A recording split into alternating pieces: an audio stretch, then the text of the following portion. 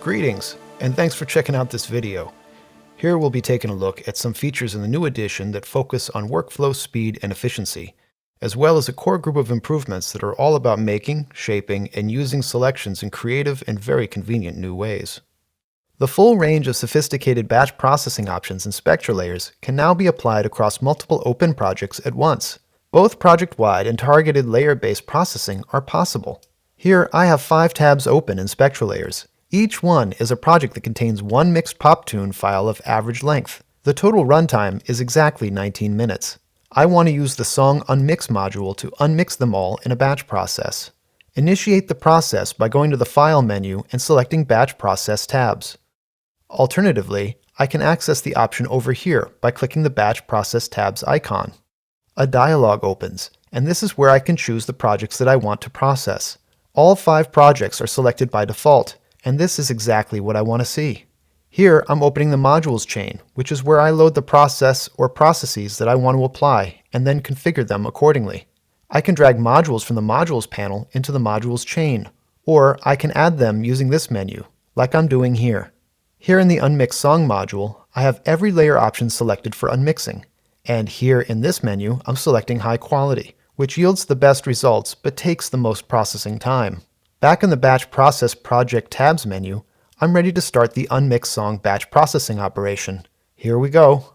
Now I'm free to step away from the computer while SpectraLayers unmixes all 5 songs. Notice that relevant project tabs become active as the process addresses each song in turn here on my M1 equipped Mac Studio machine.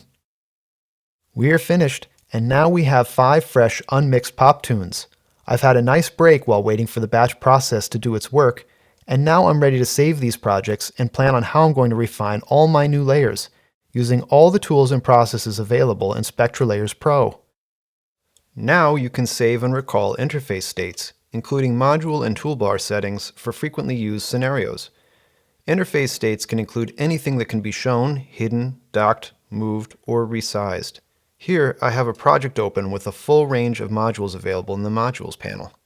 I want to do some noise reduction and speech repair processing, so here I'm narrowing down the list of relevant modules using the new Search Modules Using Keywords feature.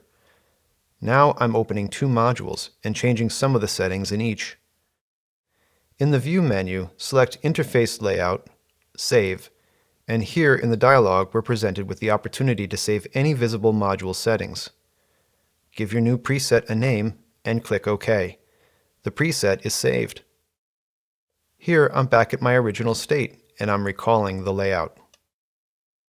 Presets for modules, tools, and interface layouts now have assignable keyboard shortcuts. This means you can use shortcuts to quickly switch between different module combos, recall modules, and apply their processes, and recall tool presets and interface layouts, all with keyboard shortcuts. There's also a new option in the Modules pull-down menu to close all open modules, and of course this is also assignable to a keyboard shortcut. The new Paste into Selection option provides a smooth, high-precision workflow for replacing events on the timeline. Listen to this harbor environment clip.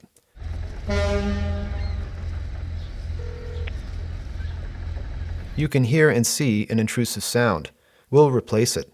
Here I'm using the Time Range Selection tool to choose a broad area containing a suitable replacement, and I've copied it into the paste buffer. Switching over to the Rectangular Selection tool, now I'm making a tight selection around the unwanted sound and adjusting the selection boundaries. I can specify fades on this selection that will shape and blend the incoming material, and here I'm using the fade control sliders to do this, which is a convenient new option in this edition. Let's do the operation. Go to the Edit menu and select Paste Special, Paste into Selection, and now you see that the unwanted sound has been replaced with content from the first selection. Here's the result.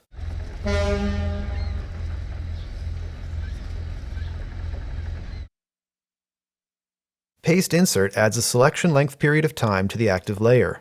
Time is automatically added starting at the playhead location. Listen to the boat horn sound again. Here I'm selecting it and copying it to the buffer. I'll reposition the playhead to where I want the copy to drop. Go to the Edit menu and select Paste Special, Paste Insert, and now the selection has been pasted into the timeline, and as you can see, the timeline has been extended.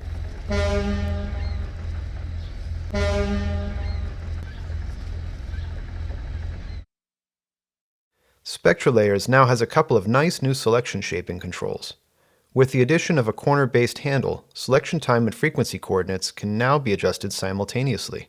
In addition, the time fade and frequency fade sliders can now be used on active selections.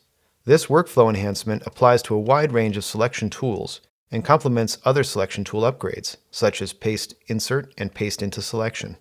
Selection fades can now be switched on and off via menu or shortcut commands, allowing you to more confidently define selection boundaries while calculating fades.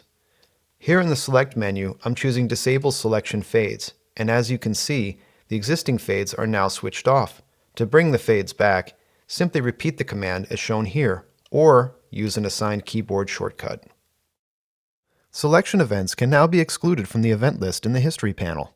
This has the effect of freezing existing selections in place, while undoing or redoing other events, which can be advantageous in workflows where selections are best left unchanged. Here, I'm opening SpectraLayers Preferences and moving over to the System tab. When Include Selection Events is active, your selections will be logged in the History panel, and this is the program's default state. When the box is unchecked, selection events are blocked from entering the history. And note that you can switch back and forth between states without having to restart the application. As long as we're in the History panel, I'll remind you that entire projects can be duplicated here, simply by clicking the Duplicate Project icon. One more thing about selections. Selection states can be saved. Here I'm doing just that by choosing Save Selection under the Select menu, naming my selection state, and then clicking OK. Reloading the selection presents several different ways of blending the recalled selection with other selections on the spectrograph. Here in the Modules panel, you can see that it's getting kind of crowded. Modules are added to every new edition of SpectraLayers, and now it's time to enjoy some easy new ways to narrow down the field when it comes to gathering relevant module options for any given task. We have a search field where you can access modules by name or by keywords referencing category or function. Here I'm scanning the available modules for choices related to music and sound unmixing, speech processing, noise control, and drums. There's another new way to get fast access to information about module functionality. First, let's make our tooltips active by going to the Interface panel in Preferences and clicking the Show Tooltips checkbox. When tooltips are active, hovering over modules in the Modules panel or clicking Module Help icons displays a description of module functionality and assigned keyboard shortcuts, as well as the module's working relationship with FFT size, which is adjustable in the Display panel. The VU Meter in SpectraLayers now offers 6 modes. You can make your choice by moving up to the View menu and selecting VU Meter mode. And you can set a VU Meter default mode under the Display tab in the Preferences panel. The Audio Suite Bridge plugin for Pro Tools now includes support for round-trip processing of multiple audio clips at once, using the new Batch Process Project Tabs functionality in SpectraLayers. The update supports ambisonics, as well as Dolby Atmos up to 9.1.6. I'll do a quick round trip for you here. It's easy. Here, I have 5 clips open in the Pro Tools timeline, and I want to round trip process them all in one operation in SpectraLayers. Here, I'll be using the new Batch Process Project Tabs feature in SpectraLayers, which is a perfect fit for the Audio Suite paradigm. Go to the Audio Suite menu in Pro Tools and select Other, and then select SpectraLayers Bridge, Edit. The SpectraLayers Bridge plugin appears, and now we need to make sure we have it dialed in to do the work. Configuration is flexible and involves 3 pull-down menus and 1 button.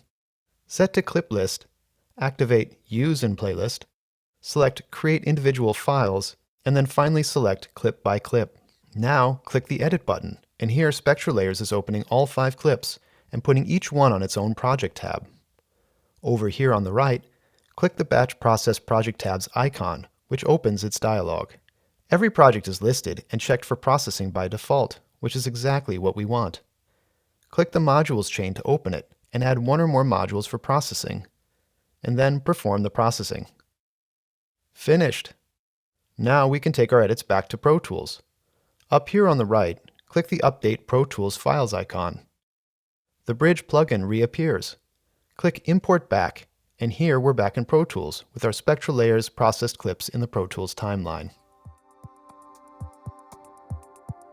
Working with selections is now faster, easier, and more flexible than ever. And finding the right tools for the job is easier too, thanks to all the new ways to navigate the ever-expanding range of features and options in SpectraLayers.